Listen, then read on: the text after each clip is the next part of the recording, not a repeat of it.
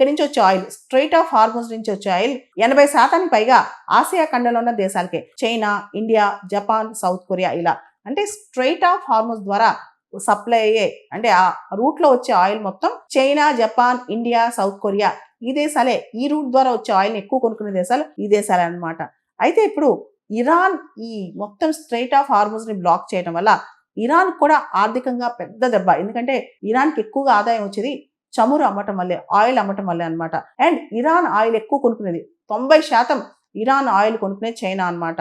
Recent గా secretary of state అంటే US foreign minister Marco Rubio ఒక మాట అన్నారు, ఈ స్ట్రైట్ ఆఫ్ హార్మోజ్ మూసివేయకుండా, స్ట్రైట్ ఆఫ్ హార్మోజ్ క్లోజ్ చేయకుండా చైనా ఇరాన్ పైన ఒత్తిడి తేవాలి. ఎందుకంటే స్ట్రైట్ ఆఫ్ హార్మోజ్ ఇరాన్ కూడా నష్టమే కాబట్టి, స్ట్రైట్ ఆఫ్ హార్మోజ్ ని క్లోజ్ చేస్తే ఇరాన్ కూడా ఆర్థికంగా బాగా నష్టమే కాబట్టి ఇది చాలా పెద్ద విపత్తు అవుద్దని, కాబట్టి ఇమీడియట్ గా ఆపేసేయాలి, స్ట్రైట్ ఆఫ్ హార్మోజ్ ని క్లోజ్ చేయకూడదని చెప్పి మార్కో రూబియో చైనాని ఇరాన్ పైన ప్రెషర్ పెట్టమని అడుగుతున్నారు అనమాట. అంతేకాదు ఈ గల్ఫ్ అరబ్ కంట్రీస్ ఉన్నాయి కదా, ఏదైతే ఆయిల్ సప్లైస్ మీద డిపెండ్ అవుతాయో ఈ అరబ్ కంట్రీస్ అన్ని కూడా ఇప్పుడు స్ట్రైట్ ఆఫ్ హార్మోజ్ మూసేస్తే షిప్పింగ్ రూట్ ఏంటి, ఎటు నుంచి మనం వెళ్ళాలి, దీనివల్ల ఆయిల్ ప్రైస్ పెరిగే అవకాశం ఉంది. ఒకవేళ కనుక ఒపెక్ దేశాలు, అరబ్ కంట్రీస్ ఆయిల్ ప్రైజెస్ పెంచితే ప్రపంచవ్యాప్తంగా, అమెరికానే కాదు ప్రపంచవ్యాప్తంగా అనేక దేశాల్లో ఇన్ఫ్లేషన్, విపరీతంగా ద్రవ్యోల్బణం పెరిగే అవకాశం కనిపిస్తుంది అనమాట.